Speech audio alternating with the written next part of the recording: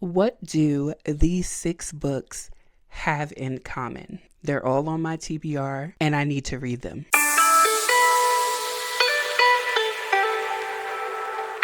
Hey y'all, welcome back to Reading Sprints and Chai Sips. I'm your girl Sasha Bonet. Don't forget to like, comment, and subscribe because we're trying to grow over here.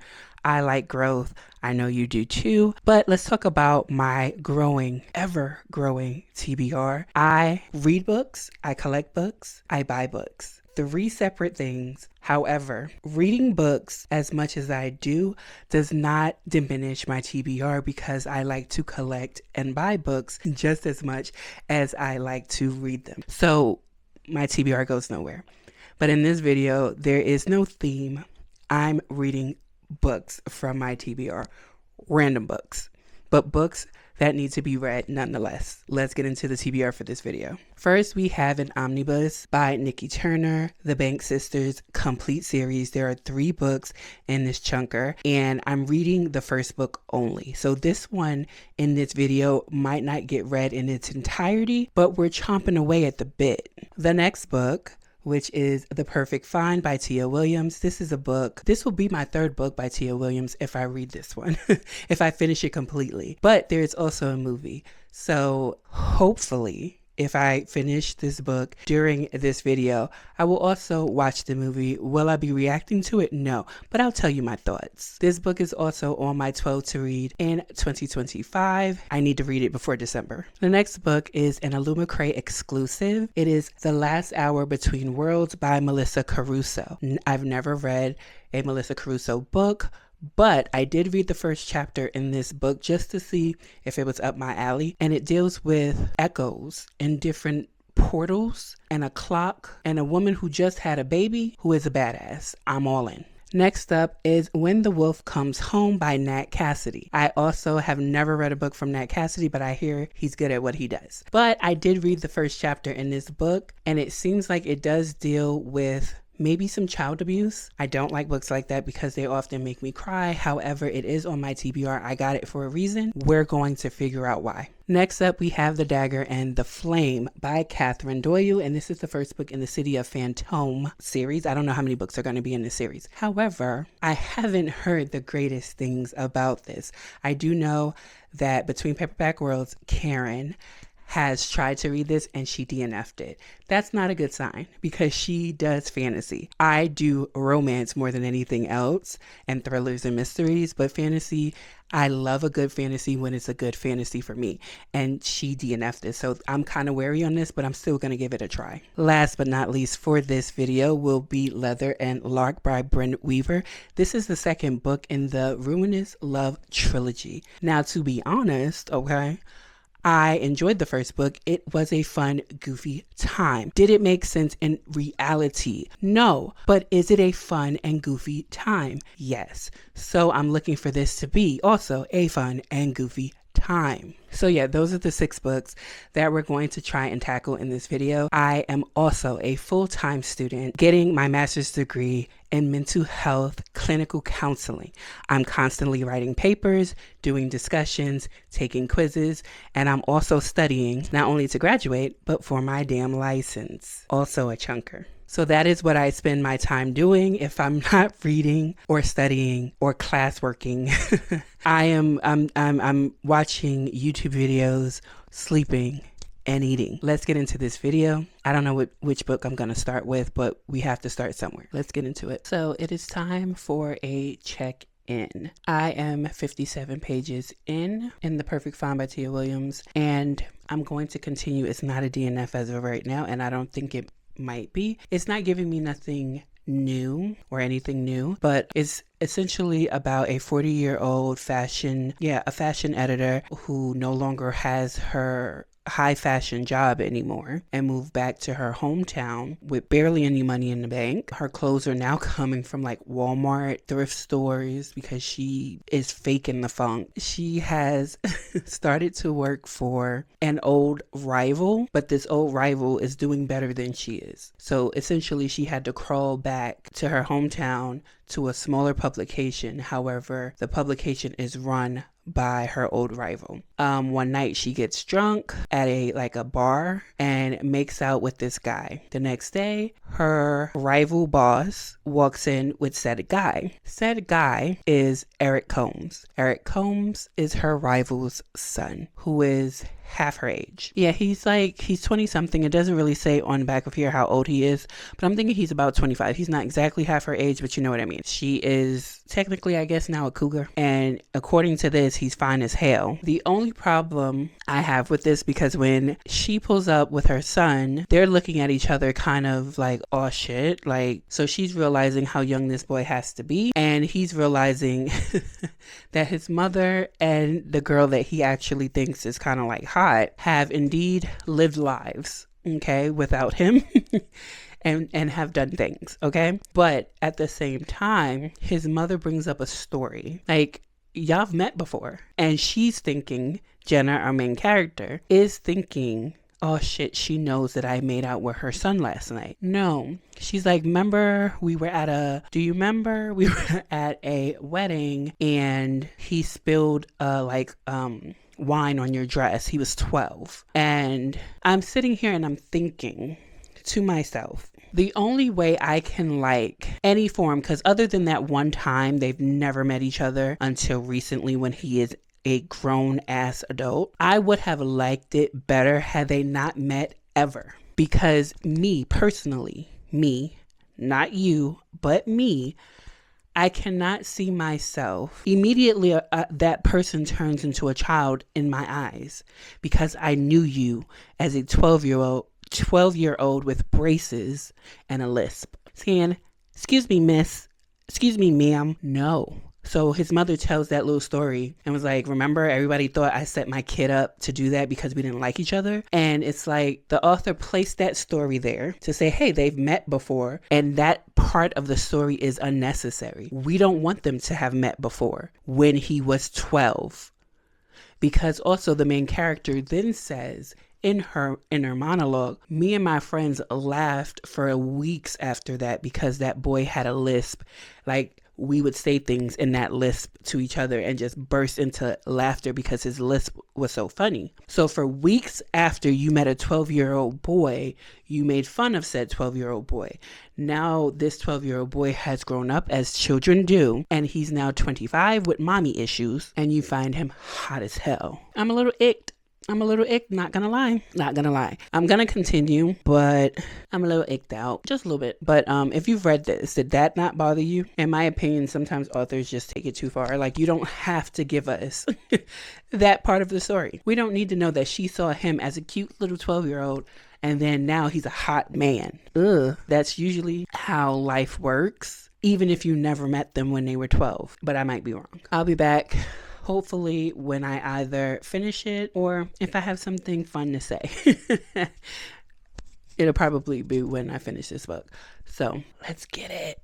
Good morning. It is the next morning. I have finished this. I've made me an iced coffee, an iced espresso, 2 shots because that's what I'm feeling like today, with peppermint bark syrup. So I have finished Tia Williams' The Perfect Find. It was a pretty easy read. I am going to give this a 3.75, so I'm going to round it up to a 4. This is an age gap romance. I highly enjoyed the conversation of women who feel like they have to quiet themselves for men to be the perfect woman, wife, girlfriend that a man needs so that they can be kept, so that that man can realize, you know, they're the type of woman that you want to marry and settle down with and have kids with, right? I also enjoyed the conversation of motherhood, because what is the point of having children and dedicating your life, your entire life, right, to a child, or to being a mother, to giving birth, which then makes you a mother, to a child or children, but not trying your best to be the best one? What is the point of that? Is it because society says once you give birth, you should have said child, but you yourself do not want to? Because in this book, this is in dual POV. However, yeah, it's in dual POV. He doesn't have that many POVs, but it is in dual POV. And the The thing about Eric is that he has mommy issues. That's another reason why this book couldn't get a 5-star for me, because he is a 22-year-old man. So this is an age gap of 18 years. And 18 years is a huge ass gap to have. 18 years. Ugh. But he is a 22-year-old man who has realized or been told in this book, you only date women who can quiet themselves and meet themselves out, silence themselves so that they are unproblematic to you, your ego, and who you want women to be. And that is all because he also has mommy issues. And in this book, you can see why his mommy issues are 100% well-founded. But my question is, can a woman be into older men or a man be into older women without parental issues? That's my question. Reading this, that is my question, because usually you see more of the age gaps where the man is older, the girl is younger, and it seems very lustful, very sexually driven, the connection. And I think connections are sexually driven or aesthetically driven in the beginning for most people, unless you hear them speak about a certain topic while looking at them and you realize I'm attracted to the intelligence or the conversation or their way with words, and they're aesthetically pleasing to look at, right? To you, whatever that is. But it seems like age gaps rely on the sexualness of being attracted and the fact that either the woman or the man has parental issues. I don't know, but 3.75, I also understand the ending, but I don't agree with it, if that makes sense. But it's not my life, so there's that. So that's one book down for this video. However, I'm not going to dive directly into the next book because I am going to spend at least an hour of my time today going through my Encyclopedia of Counseling study guide so that I could pass my CPCE. I need to. There's no reason to go to school if you're not going to pass your final boss exam. So, and mind you, what's crazy is they gave us a list of things like categories that's going to be on the exam. And there was no need for the list because everything in this book, every category in this book will be on that exam. Why would you do that? A list is so you know, okay, you don't need this, you don't need that, but you do need this. No, you need all of this. All of this will be on my exam.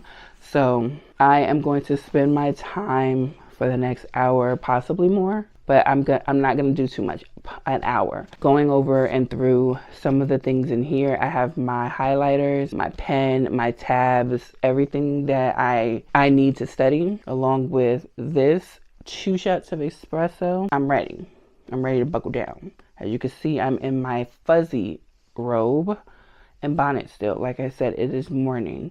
I still have my morning voice because I wanted to, make sure I updated the vlog, but also got a head start on studying. I haven't had breakfast yet. I think I'm going to have a piece of Carlotta's coffee cake for breakfast to go along with the rest of my espresso. I'll check back in later. Hey, y'all. Good afternoon. I have finished doing a concentrated hour of studying for my exam, an hour. In an hour, I studied, read, and answered 42 questions. And then, after the hour of sitting there, studying, going over these questions, reading, and trying to retain the information, I then went to my daughter and asked her to ask me the questions.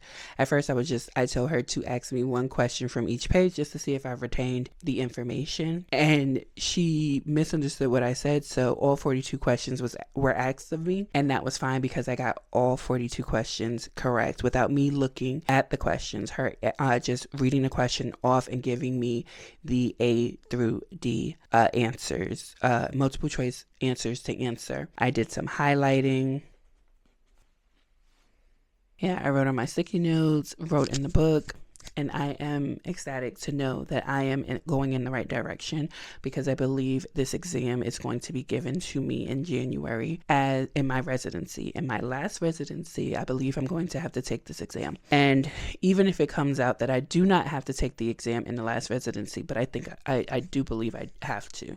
But if it comes out that I don't, at least I'm prepared and at least I'm preparing myself now for it, but also that I'm as prepared as I'm going to be in that moment moment of taking it, if you know what I mean. I don't like being bombarded with information that I had no idea was coming. Like, when you were back in high school and your teacher said pop quiz, don't pop quiz me because I'm not going to know anything. But preparing beforehand, I am that person. But yeah, so 42 questions down out of 1,000 in this book. Over 1,000 questions are in this book. You know how many theories, theoretical approaches, people's names, research that you have to memorize in taking an exam, but also knowing the differences between these people, like Jean Piaget, Freud, Adler, Erik Erikson, like all of them people, rhesus monkeys, like saying all of that makes it sound like I have Tourette's, and I don't. These are just so many things that you have to remember. And it's not like learning through the process of school helps you remember anything. It doesn't. You have to literally, in my opinion, be so tapped in that this is what you want to do that you either retain it on site or you don't, and you have to go back and study it like I'm doing right now, because I retain it in the moment. I retain everything in the moment that it is useful to me. So in the class that I'm in now, which is group, couple, and family counseling, one of the last 2 classes that I have left before residency, and then I'm done. But we're learning how to apply different theoretical approaches to family, children, adolescents, and all of that stuff, right? I know it in this moment because I need to, because I'm in this class. Ask me anything about the last class's theoretical approaches, I'm going to look at you blank, because I literally dumped that information in order for my brain and my consciousness and my awareness to be prepared for this one. So yes, studying is imperative to me. And I suggest if you are like me in any kind of way, you study as well. I didn't bring the book with me in here, but the book that I think I'm going to continue with is The Dagger and the Flame. And while I'm upstairs, I'll probably listen to the audio while I'm cleaning up. It is a fantasy, and I think it's adult fantasy, because if it's YA fantasy, it might drive me up a fucking wall. But I think it's adult fantasy, and I'm going to start that one, and let's see if I like it. I'll be back. So, yeah. I DNF The Dagger and the Flame by Catherine Doyle, book 1 in the City of Phantom series. I am going to be honest, in 25%, because that's what I gave this book, 25% of my reading time, and I could not bring myself to care. Plus, I know nothing about this world except for cloaks and daggers. And what I'm guessing the flame is, she's different. She's the flame. Don't even know what that's supposed to mean either. This book was just a little bit too boring for me. That's it. That's all. But after I realized that I wasn't really that into this book, because I DNF'd this yesterday, I started the second book in the Ruinous Love trilogy, Leather and Lark by Bryn Weaver. Now, the first book I gave 4 stars. I'm going to give this one 4 stars as well. I ran through this book. These books are fun, goofy times with a very, very, very small underlining plot of actual things that happen to people, like assault, revenge, finding your autonomy, finding love in the most random and weirdest places with the most random people, and serial killing or multiple deleter, as Lark would say. She's a multiple deleter. She's not a serial killer. She's a multiple deleter. And I had a good time. I had a great time with this book. It made me laugh. It made my jaw drop, especially if you got to the epilogue and I think it was a bonus chapter. Yeah. And if you listen to this on audio, don't do it in your car. Don't do it in public, because in my opinion, this is more raunchy than the first one, even though still, even with this one, like I said with the first one, this one, spice, sexual spice, not chemistry spice, but sexual spice, the actual smut, does not come into this book until way past the 50% mark. So if people are telling you that it's raunchy, it is, but past the 50% mark. So you get time for their relationship to build, for the plot to build for this book. And yeah, I had a great time.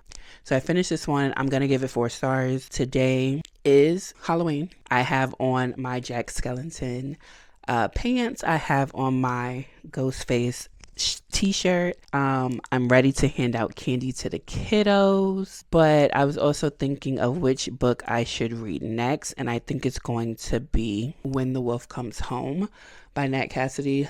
No One Will Be Spared.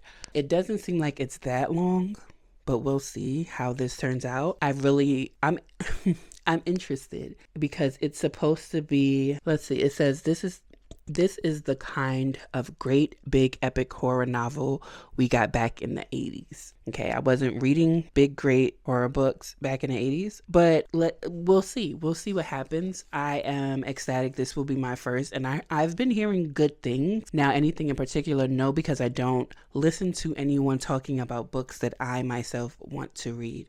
I dive into that after. So I'm going to dive into this book. I'm going to hand out candy today to the kids and possibly watch some scary movies. I probably won't finish this book today because, again, I'm going to be going back and forth with just enjoying my Halloween day. So I'll see you when I have my first update. So it's night. It's dark as hell outside. I don't even know what time it is. What time is it? It is 7:20. After I went to vote today, I also went to Ollie's department store and I picked up this. So it's a 4D build of Mjolnir, Thor's hammer, but it's a 4D build. So when I'm finished, it should look like that. If you hear the clickety clacking, it's perfect walking on the floor. But I'm about to finish listening to Scythe and Sparrow. I am about 70% in on this book. So this is what I'm going to be listening to while I try my hand at a 4D model of Mjolnir. It has pieces like this. I've never done anything like this before, and I'm just trying to do things that seem fun enough, but also keeps my mind from wandering. I also picked up this puzzle, a 1,000-piece puzzle, Escape for the Weekend. It's just very colorful and vibrant, so I picked this one up as well. For maybe an hour, putting this together and finishing up Scythe and Sparrow, which I'm actually enjoying. It has its funny moments, and it's also filled with nothing but death and destruction. But let's get into Mjolnir.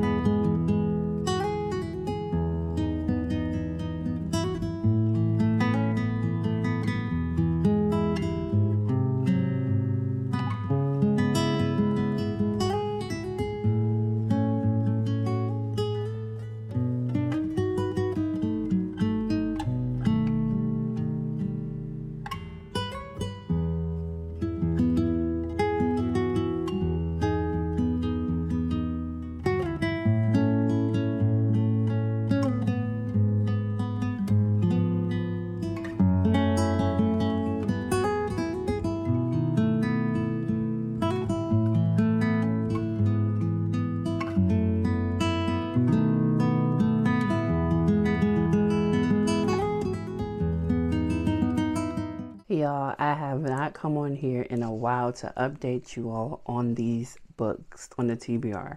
So we're going to finish up this book in this clip. I am going to soft DNF The Banks Sisters by Nikki Turner, the omnibus version, because it gives off the vibe of Set It Off, the movie, with Queen Latifah, Vivica Fox, and the other two. It gives off that vibe, and I'm not in the mood for emotional literature. Not right now. And it's a soft DNF, so I will come back to it at some point. I'm just not in the mood for that at this moment. The next book, I DNF'd this, The Last Hour Between Worlds by Melissa Caruso, because of the main character's inner thoughts. The main character is a single mother. She just had a baby a few months ago, and she only went to this party that all of this hullabaloo is happening at because everyone around her, her sister who is watching her baby right now, said, hey, you need to get out. You need to have some interaction with some adults, and you just need a moment away to feel like yourself again. But at said party, she has a thought, like, I should stop. The thought is, should she stop, or The thought is that she has, I should stop putting myself in danger for all of these people, especially ones who could care less about me, because I have a baby at home that I need to get back to. And then she says, nah, bump that. I love feeling alive. Why did you have a baby if you didn't want to have a baby? In the words of Michael Jackson, if you can't take care of that baby, don't have a baby. Like, in this fictional, fantastical world of echoes and time traveling and being able to go between worlds, you are called a hound, which is kind of like a detective in Echoes. And if you knew, this is what I want to do with my life, I don't want to have to go home and take care of a baby or worry about a baby. The author could have just made her not have a baby, because why did you have a baby? It was... Plus, this book is all plot, and not even plot, all action. There is no plot. There is no character development. It's just action. People whipping each other's asses and dying. And you don't know the reason why. She's plopped into a game that she doesn't know anything about. She's not even supposed to understand anything about the game, but she pulls herself out of the haze of unknowing. And then she pulls other people out, not realizing that if they stay under the guise of the haze of the game, even if they die within the game, they don't actually die. But if they come out of the haze of the game and they die, then they're gone for good. They're dead. And she keeps pulling people out, which it kept pissing me off, because you're putting other people's lives in danger because you're trying to solve something that nobody asked you to fucking solve. Just because you kept saying, I need to get back to my daughter. I can't be in this, so I need to get back to my daughter. Just only to say, fuck it. I love what I do. It made no sense to me. I DNF'd. But let me know in the comments if you read The Last Hour Between Worlds by Melissa Caruso and you enjoyed it. I also added one more book to this vlog off camera. Obviously, I read the Ruinous Love trilogy, the third book, Scythe and Sparrow by Bryn Weaver. I finished it and I ate it up. All three books were really entertaining. If I had to rank them, I would say my favorite would be the first one. No, I think they go in exactly the right order that they're supposed to. Books 1, 2, and 3, it's in that order that I like them, but they all are getting 4 stars from me. Each and every one of them are getting 4 stars. I enjoyed them. They were a good time to read. I don't think that you're supposed to take them seriously. And another thing I like about this series is the women are the multiple deleters. In the first book, obviously, the brother in that book is a multiple deleter as well. But the women are, in my opinion, the main characters of these romances. And they are not following in a man's footsteps because he likes to multiple delete. But yeah, the women are the ones who like to off people. And it's the men who have to get in line or get left behind. And I enjoy that so much. And I enjoy that the women are putting their feet down, that they are the ones that are unhinged, a little bit weird, a little bit creepy, and out of control. And it's the men who have to, if I make a mess as a woman, you clean that shit up. I loved it. Unhinged and crazy. I loved it. Well, that ends this video. Let me know if you've read any of these books, if you enjoyed them or not. Don't forget to like, comment, and subscribe. And I will definitely see you guys in the next one. Bye.